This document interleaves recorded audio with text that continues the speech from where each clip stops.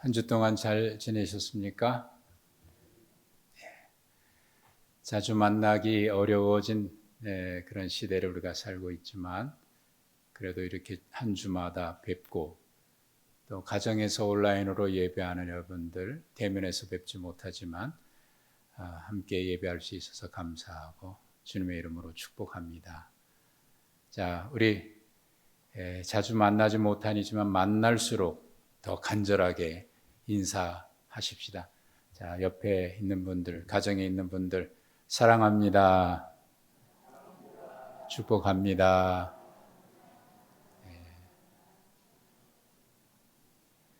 정말 사랑합니다. 가정에 있는 분들 제 눈 보이시나요? 제가 지금 카메라를 보고 있습니다. 사랑하고 축복합니다. 요즘 지구촌에서 여기저기 탄식하고 우는 소리들이 많이 들려요. IT의 지진으로 인해서 수많은 사람들이 죽어갔고 또 아프가니스탄에서의 눈물.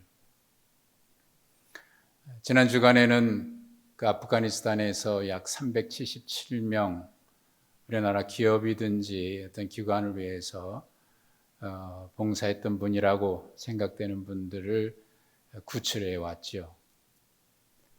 진천에 있는 어느 숙소에 지금 잠시 동안 머물고 있는데 그리로 이동하는 버스 안에서 그 천진난만한 어린아이가 창밖을 보면서 손을 흔드는 밝게 웃는 모습을 보았어요.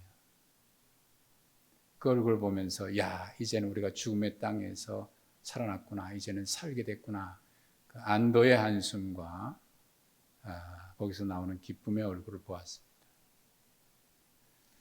그런데 아직도 이 아프가니스탄의 땅에는 마지막까지 이 죽음의 땅을 벗어나고 싶어서 간절히 구출을 기다리는 수많은 사람들이 있습니다.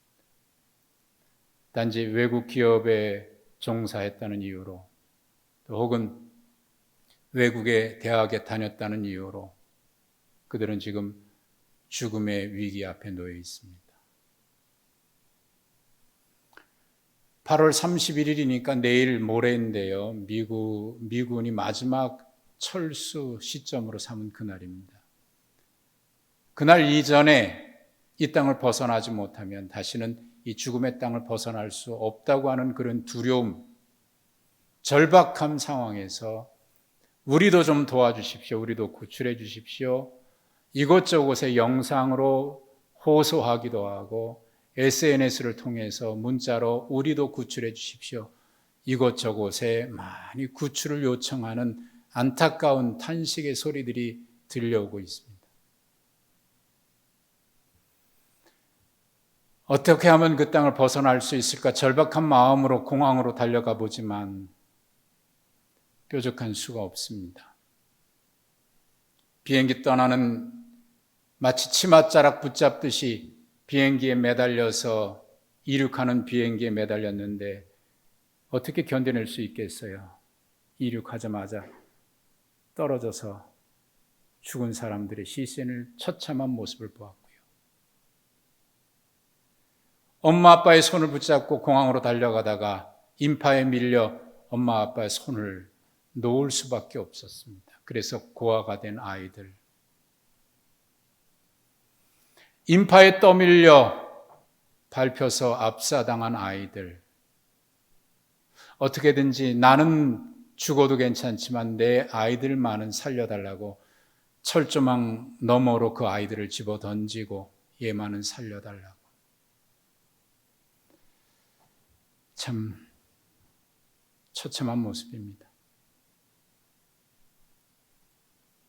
그 땅에 남아있는 사람들 가운데 크리스찬 그리고 여성들은 지금 하루하루가 죽음의 공포에 떨고 있습니다. 아프가니스탄의 땅은 지금 눈물의 땅이 되고 말았습니다. 20년 전 탈레반을 완전히 제거하지 못했다는 자책을 합니다. 또 수없이 많은 서방 국가들의 그 계산할 수 없을 만큼 수많은 구호금, 지원금, 다 그런 것들 부패한 정권, 무능한 정권 배불리는 데만 쓰였고 백성들은 지금 이 처참한 눈물의 땅에서 한숨 짓고 있습니다. 어쨌든 이 나라의 눈물이 하루속히 씻어지도록 우리가 간절히 기도할 수밖에 없는 상황이고요. 그리고 그런 일들이 남의 이야기에 올 수 없는 이유는 우리도 그런 아픔을 겪었고 또다시 그런 아픔이 없어야 하기에 우리도 역시 이 나라 민족을 위해서 기도해야 하는 그런 시기입니다. 역사를 통해서 교훈을 받지 못하면 아픔과 눈물의 역사는 반복될 수밖에 없습니다. 바울 사도도 구약의 말씀이 우리의 거울이 되어서 다시는 우리도 반역하는 일을 하지 말자고 우리에게 말씀해 주었습니다. 우리가 거울로 삼아야 될 역사의 교훈이 아프가니스탄뿐만 아니라 지구에 여러 차례 있었고 그리고 오늘 우리가 읽었던 이 본문에도 기록되어 있습니다. 이스라엘 백성들 애굽의 종살이에서 나와서 40년 동안 광야 방황의 길을 마무리하고 이제 그토록 가고 싶었던 꿈에도 그리던 약속의 땅 가나안 땅에 들어왔습니다. 이제는 말 그대로 고생 끝 행복 시작이어야 되는 그런 희망찬 미래를 앞에 두고 있는 그 시점인데 그 희망의 앞날을 앞에 둔 그 백성들이 오늘 2장 4절의 말씀을 보니까 소리를 높여 울고 있습니다. 통곡하고 있습니다. 아니 희망의 날을 앞에 둔 그들이 꿈에도 그리던 그 땅에 들어왔는데 왜 지금 이렇게 소리를 높여 울고 있을까요? 그 이유는 2장 3절에 기록되어 있는 대로 여호와의 사자가 전해준 말 때문에 그렇습니다. 3절에 기록된 하나님의 사자가 한 말은 이렇습니다. 내가 그들을, 여기서 그들은 가나안 족속이죠. 그들을 너희 앞에서 쫓아내지 아니하리니 그들이 너희 옆구리에 가시가 될 것이며 그들의 신들이 너희에게 올무가 되리라. 그 땅의 백성들을 쫓아내고 그 땅을 그들에게 주시겠다고 약속하셨던 하나님이 이제는 왜 갑자기 마음에 변해서 마음을 바꾸어서 그 땅의 백성들을 쫓아내지 않고 그들이 너희의 옆구리에 가시가 될 뿐만 아니라 그들이 섬기는 그 신들이 너희에게 올무가 될 것이라고 그렇게 말씀하고 있는 것일까요? 그뿐 아닙니다. 2장 14절과 15절에 보면 더 충격적인 아주 심각한 말씀을 하십니다. 여호와께서 이스라엘에게 진노하셔서 노략하는 자들에게 넘겨주겠다는 것이고요. 이스라엘 백성들을 모든 대적에게 팔아 넘겨서 그들을 이기지 못하게 하시겠다는 말씀입니다. 또 충격적인 말씀은 너희가 어디로 가든지 내가 너희와 함께 하리라고 했던 그 하나님께서 이제는 너희가 어디를 가든지 내가 너희에게 재앙을 내리리라 라고 하는 이 충격적인 말씀. 도대체 무슨 일이 있었기에 하나님께서 이토록 충격적인 말씀을 여호와의 사자를 통해서 전하게 하신 걸까요? 하나님은 이미 이스라엘을 애굽에서 건져내실 때 약속의 땅 주시겠다고 여러 차례 약속을 하셨습니다. 그리고 여호수아 1장에 이스라엘 백성들이 그 땅에 들어올 때 다시 확인해서 말씀하셨습니다. 너희가 밟는 이 모든 땅은 이미 너에게 주었다. 그러니 그 땅을 차지하라. 약속하신 대로 하나님은 그 땅을 주셨습니다. 12지파가 그 땅을 다 차지할 수 있도록 그렇게 주셨습니다. 그런데 그런 줄 알았는데 사사기 1장에 넘어와 보니까 그 땅을 완전하게 차지하지 못한 것 같습니다. 1장 1절부터 18절까지는 유다 지파가 분배받은 땅을 차지했다고 기록되어 있습니다. 그러면 그렇지. 하나님이 약속하신 그대로겠지. 그런데 19절 이하에 보니까 뭔가 좀 이상한 말씀이 반복되는 것을 볼 수 있는데 우선 19절의 말씀을 보시면 여호와께서 유다와 함께 계셨으므로 그가 산지 주민을 쫓아내었으나, 하나님이 함께 계셔서 쫓아냈다는 얘기예요. 그런데 말끝이 좀 이상해요. 그러나 하나님께서 그들과 함께 계셔서 그 땅 주민을 쫓아낼 수 있었다고 말씀했습니다. 그런데 그 끝에 그러나라고 뭔가 다른 이야기를 하시려고 하는 것 같습니다. 무슨 이야기입니까? 골짜기 주민들은 철병거가 있으므로 그들을 쫓아내지 못했다. 그 이후에 21절, 27절, 28절, 29절, 30절, 32절, 1절, 32절 매 절마다 마치 노래 부를 때 후렴이 반복되듯이 반복되는 말씀이 있는데 쫓아내지 못하였다, 쫓아내지 못했다, 쫓아내지 못했다. 쫓아내지 못한 이유가 있을 겁니다. 또 성경을 보니까 그만한 이유가 있어 보입니다. 19절에 골짜기에 주민들은 철병거가 있었으므로, 이스라엘에게는 없는 아주 강력한 무기를 그들은 보유하고 있어요. 아하, 이것 때문에 쫓아내지 못했구나. 힘이 부족한 거지요? 무력이 부족한 거지요? 그래서 쫓아내지 못한 것 같습니다. 그런데 28절과 35절에 보니까 그렇지만은 아닌 것 같아요. 28절, 이스라엘이 강성한 후에야 가나안 족속에게 노역을 시켰고 다 쫓아내지 아니하였더라. 또 35절, 요셉의 가문의 힘이 강성함에 아모리 족속이 마침내는 노역을 하였으며, 이 말씀을 보면 힘이 부족해서 그런 것만은 아닌 것 같아요. 강성해졌습니다. 힘이 생겼습니다. 그런데 쫓아내지 않고 그들을 노역으로, 종으로 삼았습니다. 그들은 계산한 것 같아요. 야, 이들을 쫓아낼 필요가 뭐 있어?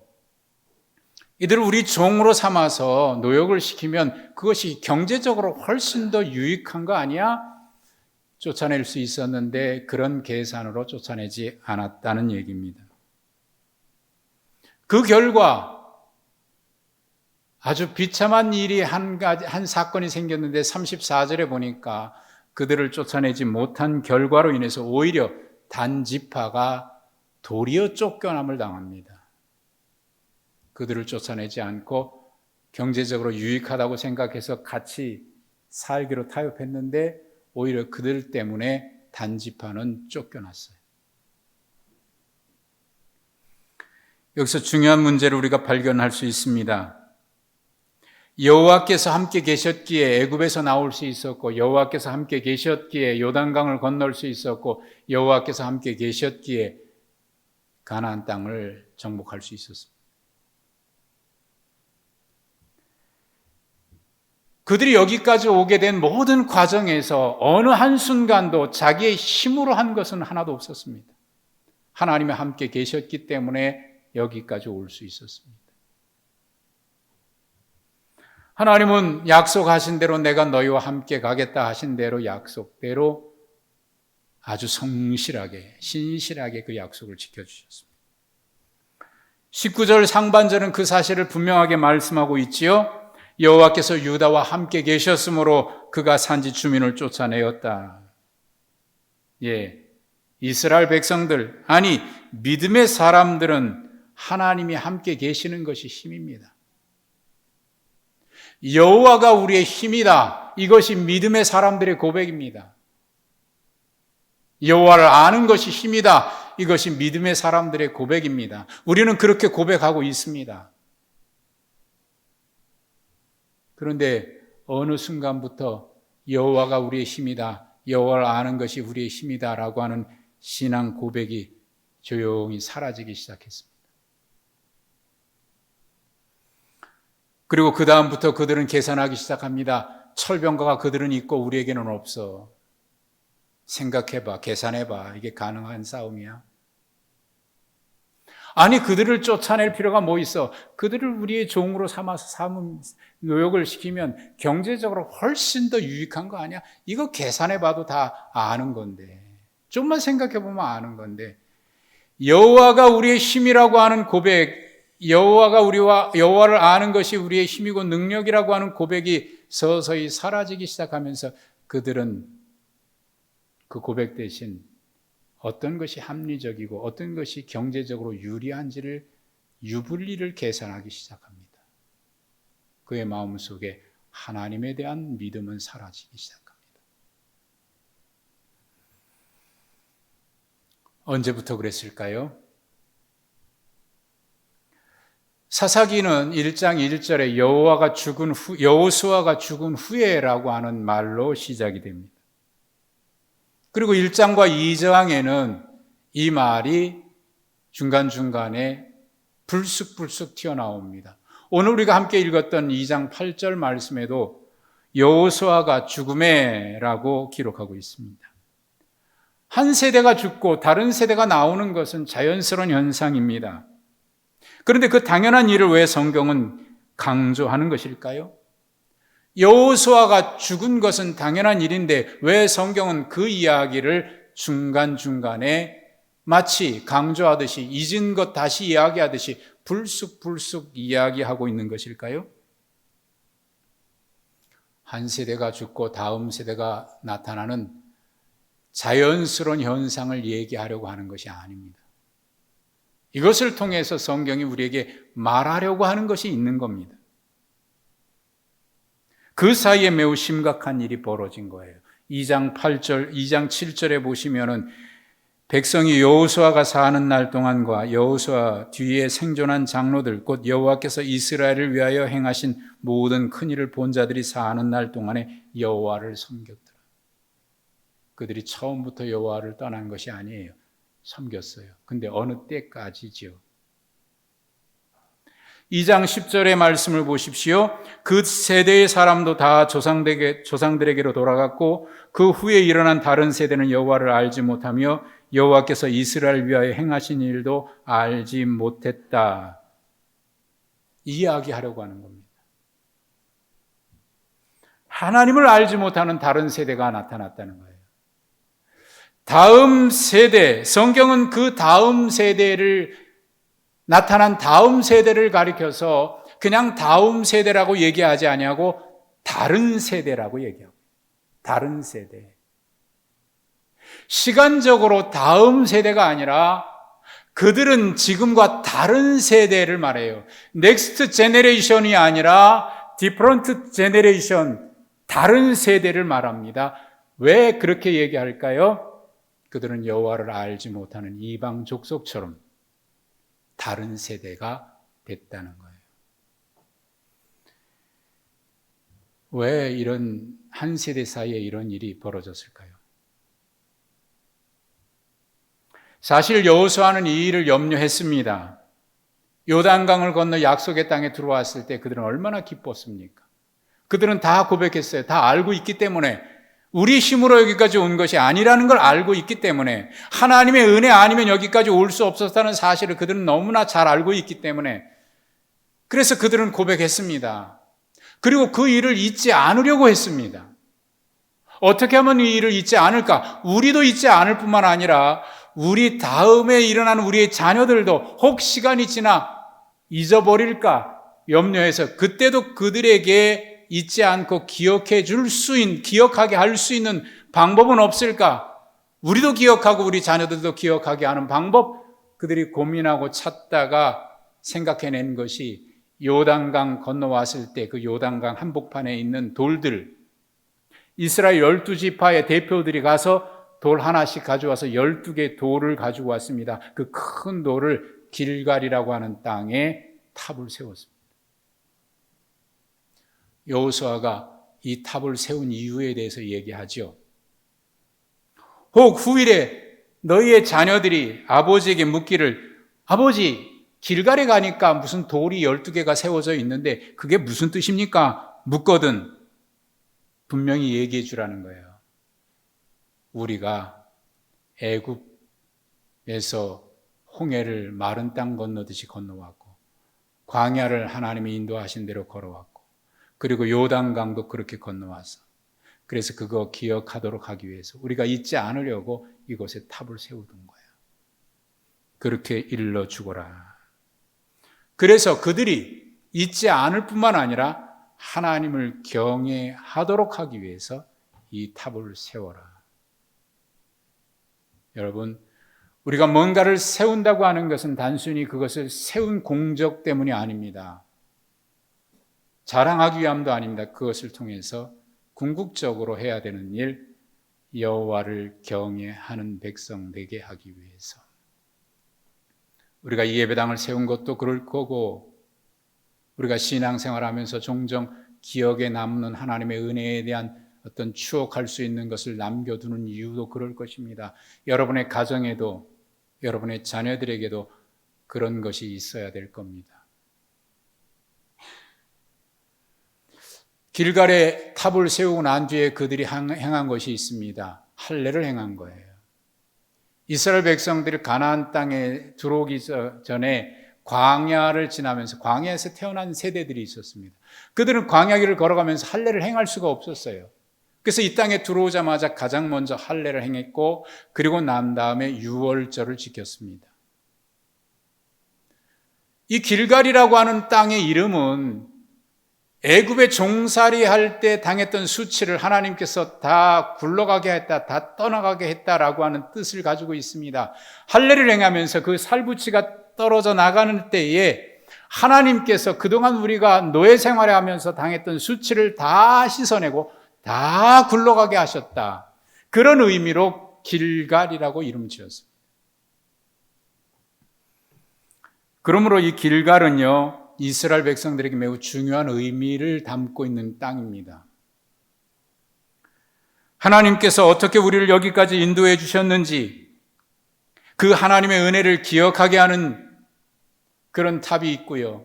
그리고 다음 세대도 혹 하나님을 잊어버리지 아니하고 하나님을 경외할 수 있도록 하나님의 은혜를 기억하게 하고 하나님의 언약을 기억하게 하는 그 약속, 기억의 장소입니다.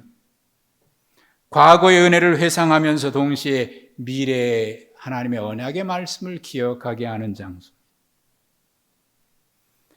하나님의 백성은 이렇게 과거의 하나님의 구원의 은혜를 늘 회상하면서 동시에 미래를 향한 하나님의 약속의 말씀을 붙들고 그 말씀을 믿고 여호와 하나님을 신뢰하면서 살아가는 사람들이 하나님의 백성들입니다. 그런데 이스라엘 백성들은 그 약속의 땅에 들어오게 하신 하나님의 은혜를 잊었습니다. 그리고 그 땅에서 앞으로 살아갈 때 하나님이 주신 약속도 잊어버렸습니다. 결국 하나님의 은혜도 잊어버리고 하나님의 언약의 말씀도 잊어버린 세대가 됐으니 그들이 다른 민족처럼, 이방 민족처럼 다른 세대가 된 것 아닙니까? 여러분, 우리가 하나님의 백성이라고 하고 하나님의 자녀라고 할 때 만약 우리가 하나님의 은혜도 잊어버리고 하나님의 말씀도 잊어버리고 살아간다면 우리가 하나님의 백성이라고 하는 증거가 어디 있겠습니까? 그냥 하나님 알지 못하는 사람들하고 똑같은 거 아닙니까? 다른 세대가 되고 만 거죠. 우리가 그렇게 살아가면 무엇을 보고 우리가 하나님의 자녀라고 얘기할 수 있겠어요? 생김새가 다릅니까? 우리에게 뭔가 다른 모습이 있습니까? 하나님의 은혜도 잊어버리고 언약의 말씀도 잊어버린 채 하나님을 신뢰하지 않고 살아가면 내가 옛날에 교회 다녀서 그거 가지고 하나님의 백성이라 할 수 있겠습니까? 다른 세대가 되고 마는 거예요.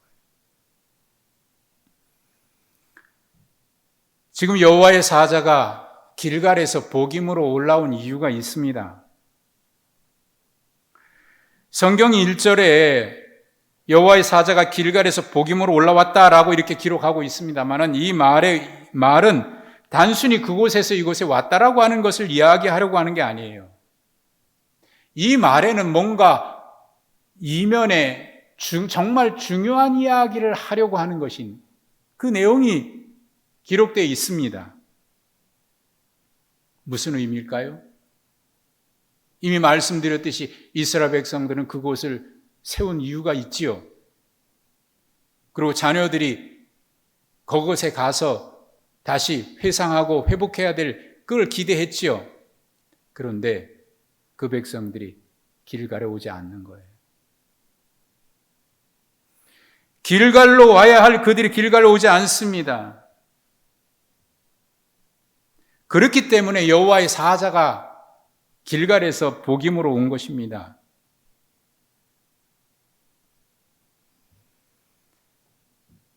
우리가 하나님의 은혜를 잊어버리고 살아간다면 다시 한번 어떤 장소에 가서 하나님의 은혜를 회상할 수 있고 하나님의 언약을 다시 회상해서 그래, 잃었던 믿음 다시 회복해야 되고 하나님의 말씀 다시 찾아야 하고 그래서 처음의 감격과 신앙으로 돌아가는 그런 어떤 계기가 될 수 있는 곳이 필요할 겁니다. 길갈이 그런 곳인데 언제부턴가 그들은 그것을 찾지 않았습니다. 단지 길갈을 찾지 않았다는 것이 아니라 이 말은 하나님을 찾지 않았다는 말과 같은 거예요. 여러분, 하나님의 은혜를 잊어버렸는데, 하나님의 약속을 잊어버렸는데 그 길갈이라고 하는 장소가 무슨 의미가 있겠어요? 어떤 청년이 어릴 때 시골에서 교회 다녔는데요, 도시에 와서 살다가 하나님을 잊어버렸어요. 교회도 멀리하고 하나님을 떠났어요. 어느 날 저 멀리서 들려오는 예배당 종소리에 은은하게 들려오는 그 소리에 어릴 적 생각이 나서 발걸음을 교회로 옮겼습니다. 그리고 그곳에서 하나님을 다시 회복했습니다. 그런 곳이죠. 요한 웨슬레, 영국의 감리교 목사님이죠. 감리교 시작하신 목사님인데 그가 하나님도 잊어버리고 그저 낙심한 채 어느 거리를, 올더스 게이시라고 하는 그 거리를 밤에 걷고 있었습니다. 낙심한 채. 근데 어디선가 찬송 소리가 들려왔어요. 어디서 들려오는가 그 찬송에 이끌려서 찾아갔더니 예배당에 들어갔어요. 그때 그 예배당에 들어갔더니 목사님이 로마서 설교를 하고 계셨던 거예요. 그 말씀을 듣는 순간 그가 하나님, 회심하고 하나님을 다시 찾았습니다. 은혜도 있고 말씀도 잊었어도 은혜의 자리에 가면 회복할 가능성이 있는 거죠. 예배당에 와서 하나님을 예배하고 하나님의 말씀을 듣는다면 다시 회복할 가능성이 있는 거죠. 그래서 찾아가야 하는 거죠. 그런데 언제부턴가 안 갑니다. 찾으려고 하지도 않고 찾지도 않습니다. 하나님을 완전히 잃어버린 세대가 됐고 잊어버렸습니다. 하나님은 그들이 쫓아내지 않은 백성들을 통해서 그들에게 고통당하게 하셨습니다. 어디로 가든지 재앙을 내리신다고 하셨습니다. 이스라엘이 통곡하는 이유가 거기에 있습니다. 하나님의 은혜를 경험했고 하나님의 약속을 받은 길갈 세대, 그들은 한 세대가 지나가기 전에 은혜의 감격을 잃어버리고 통곡하는 복임 세대가 되고 말았어요. 이유가 어디 있을까요?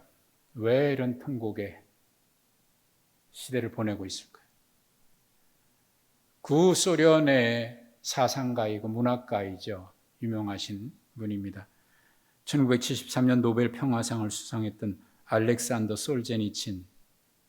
그분이 1983년에 저술한 책이 있습니다. 공산주의가 지배하는 지역의 종교라고 하는 책입니다. 그 책에서 그는 이렇게 고백을 합니다. 50년 전 내가 어린아이였을 때, 그때 언제냐 하면 러시아가 무너지고 공산화되던 때입니다. 러시아에 불어닥친 대재앙에 대해서 많은 사람이 말하는 것을 들은 적이 있습니다. 사람들이 하나님을 잊어버린 것이 문제다. 이것이 우리가 이런 재앙을 당한 이유다. 어른들이 하는 이야기, 어릴 적에 들은 거예요. 그 이후 나는 러시아 혁명의 역사를 50년 이상 연구했습니다. 수백 권의 책을 읽었고 수백 권의 개인적 체험담과 전기를 읽었습니다. 더욱이 8권이나 되는 책을 손수 써서 이 문제를 파헤쳐 보았습니다. 그럼에도 6천만 명이나 삼켜버린 무시무시한 혁명의 주요 원인이 무엇인지 정확히 이야기해 보라고 한다면, 연구하고 그렇게 연구했으니까 그 이유가 무엇이냐라고 얘기해 보라고 누군가가 묻는다면, 내가 어릴 적 들었던 그 이야기보다 더 정확한 대답을 할 방법은 없습니다. 사람들이 하나님을 잊어버렸기 때문입니다. 그것이 문제입니다. 그래서 이 재앙을 당했습니다. 이 이야기가 그저 한 사람의 고백일 수 있을까요?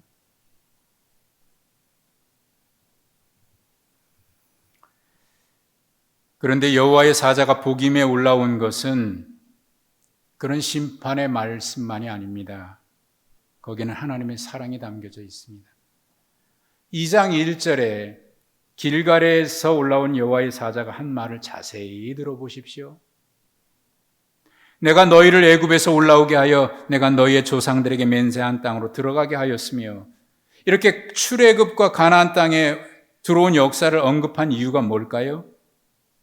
과거의 은혜를 다시 기억하게 하기 위함입니다. 그런데 과거의 은혜의 역사는 과거의 역사일 수 없습니다. 과거의 은혜는 그 이전으로 거슬러 올라가면 하나님의 약속이 성취된 사건이죠. 그 은혜를 경험한 사건입니다. 하나님의 약속이 이루어진 사건, 그게 은혜의 사건이죠. 그게 과거의 은혜입니다. 그렇다고 하면 그 전에 약속하신 것을 하나님이 성실하게 이루어졌다고 하는 것을 확인할 수 있습니다. 아, 하나님이 이러한 분이구나. 그리고 그 과거에 함께 하신 하나님은 지금도 우리와 함께 하셔서 앞으로도 영원히 함께 하실 것이라고 하는 하나님을 바라보게 됩니다. 1절에서 과거의 은혜의 역사를 언급한 뒤에 이렇게 말씀하지요. 또 내가 이르기를 내가 너희와 함께한 언약을 영원히 어기지 아니하리라. 이건 미래에 대한 약속이죠. 과거의 은혜를 베풀어 주셨듯이 앞으로도 그럴 것이다. 그 다음에 이 말씀을 근거로 2절에서 그들의 문제를 지적하면서 묻습니다. 너희는 이 땅의 주민과 언약을 맺지 말며 그들의 제단을 헐지 말라. 내가 그렇게 하였거늘 너희가 내 목소리를 듣지 아니하였으니 어찌하여 그리하였느냐. 어찌하여 그리하였느냐. 이 말씀을 가만히 읽어보면 책망하면서 동시에 그 책망에는 하나님께서 다시 기회를 주시기 위한 그 하나님의 사랑이 숨어져 있지요. 하나님은 이 땅의 주민과 언약을 맺지 말라고 요구하시기 전에 과거의 은혜와 미래의 약속을 주셨습니다. 믿음의 사람들이란 바로 그 하나님의 은혜를 기억하면서 하나님의 언약의 약속을 붙들고 살아가는 사람들입니다. 그 약속하신 하나님을 신뢰하기에 그 말씀을 붙들고 살아가는 사람들입니다. 그래서 하나님은 은혜와 미래의 약속을 말씀하시면서 순종을 요구하셨죠. 그런데 사실 그들이 이 땅의 백성들을 쫓아내지 않고 종으로 삼은 이유가 있습니다. 사실 이스라엘 백성들은 전혀 다른 환경에 지금 도착한 겁니다. 지금까지 경험해 보지 못한 일들이 그곳에서 벌어집니다. 농사 짓지 못했던 사람들입니다. 그런데 이 땅에 정착하면서 농사를 지어야 합니다. 계절의 변화가 어떻게 이 땅에서는 어떻게 이루어지는지, 비는 언제 오고 어떻게 되는지 그 땅의 환경에 대해서 잘 몰라요. 누가 잘 알겠습니까? 그 땅의 사람들이죠. 그러니 그들에게 도움을 받는다면 우리가 훨씬 정착하기 쉬울 것이고 경제적으로 유리할 것이다 라고 생각을 했습니다. 그리고 그 땅에는 이 땅에 신이 있을 것 아니냐, 이 땅에 신이 비도 주고 뭐도 주지 않을 줄 것 아니냐. 그러니 그들이 믿는 신도 우리가 섬기면 경제적으로 훨씬 더 부유해질 것 아니냐. 그들은 그렇게 판단하기 시작했습니다. 그러는 사이에 하나님의 은혜, 하나님의 약속 마음속에서 사라져버린 거죠. 계산만 남았습니다. 유불리만 계산하는 것만 남았습니다. 사실 이런 상황에서 우리가 하나님을 신뢰할 믿음으로 산다는 것은 하나님을 신뢰하는 겁니다. 은혜를 주신 하나님이 약속하신 그 하나님을 신뢰하기 때문에 이런 상황에서도 그래, 상황은 그렇지만 하나님을 신뢰하니까 말씀대로 순종해야지. 이게 믿음 아닙니까? 그래서 순종은 하나님을 신뢰하는 사람들이 할 수 있는 것이고, 헌신과 충성은 하나님을 사랑하는 만큼 하는 것입니다. 하나님은 그들에게 또 한 번의 기회를 주셨습니다. 2장 16절과 18절을 보면 하나님께서 사사들을 세워서 이스라엘을 구원하겠다고 하셨습니다. 그 사사들이 있을 때 하나님은 그 사사와 함께 계셔서 이스라엘을 대적의 손에서 구원하겠다고 하셨습니다. 이를 통해서 하나님께서 원하시는 것이 있었습니다. 이스라엘의 구원은 하나님이라고 하는 사실을 그들이 깨닫고 다시 믿음으로 살기를 원하신 겁니다. 3장 4절에 보면은 그렇게 말씀하죠. 남겨두신 이 이방 민족들로 이스라엘을 시험하게 하사 여호와께서 모세를 통하여 그들의 조상들에게 이르신 명령들을 순종하는지 알고자 하셨더라. 하나님의 언약의 말씀을 믿지 않고 자기들의 이해, 관계만 생각해서 약속대로 순종하지 않고 자기 판단했던 사람들, 그래서 남겨뒀던 이방 민족들, 하나님은 그들을 통해서 당신의 백성들을 시험하기로 작정하신 겁니다. 그러고 보면 지금 우리가 지금 겪고 있는 이 코로나의 어려움도 우연하게 생겼다고 볼 수 없습니다. 하나님은 이 환경을 통해서 우리를 시험하고 계시는 겁니다. 여전히 하나님을 신뢰하고 있는가? 하나님을 예배하고 있는가? 여전히 믿음으로 살고 있는가를 시험하고 있는 겁니다. 여러분이 잘 아시는 김영석 교수님, 연세대학교 은퇴하신 분이죠. 101살인가 2살 되셨죠. 아직도 정정해서 강의를 많이 다니시고, 그분과 함께 한 시대를 풍미했던 우리나라 3대 철학자 중에 3대 철학자가 있습니다. 김영석 교수, 숭실대 안병욱 교수, 그리고 서울대학교의 김태길 교수. 안병욱 교수님과 김태길 교수님은 돌아가셨지요. 근데 김영석 교수님이 연세대 교수로 재직 중에 있을 때 그 안병욱 교수와 또 한 분 서울대의 다른 교수님 한우근 교수님과 셋이 친하신 분들인데 이분이 유럽을 둘러볼 기회를 가졌어요. 유럽을 둘러보고 돌아와서 이 세 분이 만나서 진지하게 토론을 했습니다. 그리고 그때 결론을 내린 것이 있었습니다. 그때 그들이 토론하고 결론을 내린 것이 왜 우리에게 기독교가 필요한가? 김형석 교수님이 쓴 책에 자세하게 기록이 되어 있는데 그때 이분들이 내린 결론이 이겁니다. 세계 일주를 통해서 정치, 경제, 사회 전반에 걸쳐서 살펴보니까 불교 사회가 가장 뒤처져 있고 그 다음이 유교 사회고 그 다음이 기독교 사회라는 것을 확인했다.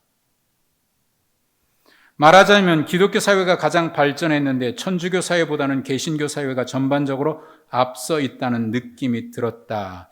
그분들이 내린 결론입니다. 아직도 우리에게 영향을 주고 있는 우리나라 그 어려운 때에 우리나라를 젊은이들과 많은 사람들이 영향을 미쳤던 우리나라 3대 철학자 중에 2분, 그분들이 내린 결론이에요. 왜 그런 결론을 내렸냐? 모든 종교의 기원은 다 자연에서 시작됐다. 자연에서 시작됐다는 얘기는 사람들이 만들어냈다는 얘기입니다. 그런데 기독교는 자연에서 시작된 것이 아니라 천지를 창조하신 하나님으로부터 시작됐다.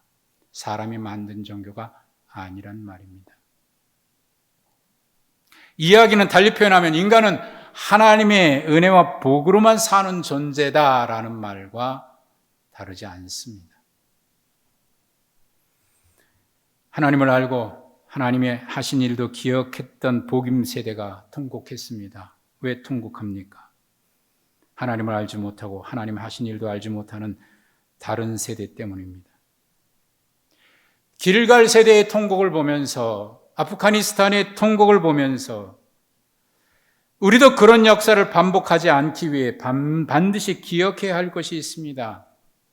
우리도 하나님을 알고 하나님의 하신 일도 기억하고 있는데 다음 세대인 우리의 자녀들이 하나님을 알지 못하는 다른 세대가 될까, 복임 세대가 될까 두렵습니다. 그를 위해서 우리가 해야 할 일이 있습니다. 예수님의 말씀입니다.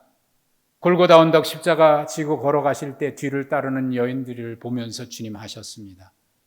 나를 위해서 울지 말고 너희와 너희 자녀를 위해서 울어라. 예, 우리와 우리 자녀들을 위해서 울고 기도해야 합니다. 간절히 기도해야 합니다. 그리고 기도한 다음에 우리가 해야 될 일이 있습니다. 신앙은, 기독교 신앙은 이론이 아닙니다. 살아계신 하나님을 믿는 것이기 때문에 하나님과 함께 살아가는 것입니다. 하나님을 경험하려면 하나님과 함께 살아봐야, 하나님의 말씀대로 하나님과 함께 살아봐야 하나님이 경험이 됩니다. 그러므로 길갈 세대인 우리가 하나님의 말씀을 신뢰하고 하나님을 알고 하나님을 경험했다면 하나님의 말씀에 순종해야 합니다. 하나님을 신뢰하고 하나님의 말씀에 순종할 때 우리도 하나님을 또다시 경험할 수 있습니다. 과거의 하나님의 은혜를 회상하며 미래의 약속의 말씀을 기억하며 어제나 오늘이나 영원토록 변함없으신 하나님을 신뢰하기 때문에 길갈 세대인 우리에게 필요한 것이 있다면 그 하나님의 말씀 앞에 순종하는 것입니다. 그 말씀이 가능하냐 불가능하냐 계산하기 전에 나를 구원하고 나와 함께 하시는 전능하신 하나님, 내가 그분을 신뢰하고 있으니, 내가 그분을 믿고 있으니 그분을 신뢰한다면 그 말씀 앞에 순종해야 합니다. 그럴 때 하나님이 살아계심을 경험할 수 있어요. 그리고 우리 자녀들에게 이야기할 수 있습니다. 아들아, 딸아, 엄마가 아빠가 하나님과 함께 살아보니까, 말씀에 순종해 보니까 하나님이 정말 이렇게 살아계시더라. 이야기해 줄 수 있습니다. 그리고 우리의 자녀들도 결심할 겁니다. 아, 그래, 나도 그렇게 살아봐야지. 하나님을 경험해 봐야지. 그래서 하나님 앞에 결단하고 순종하게 됩니다. 그럴 때 그들은 하나님을 영원히 잊지 않을 것입니다.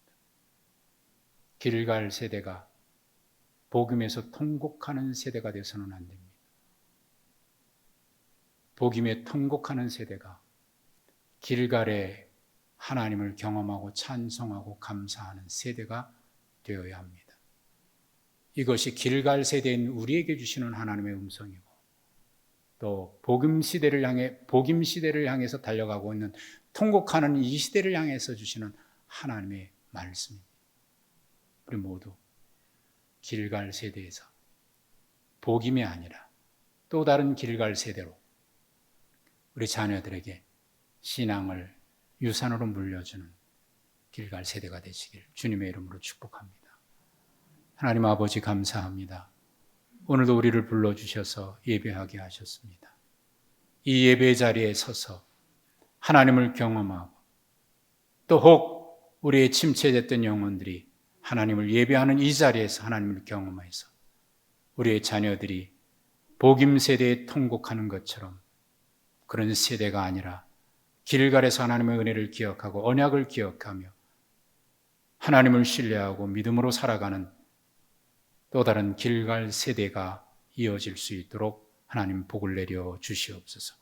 우리가 그렇게 결단하고 순종하고자 하오니 하나님 우리의 결단 붙들어 주시옵소서.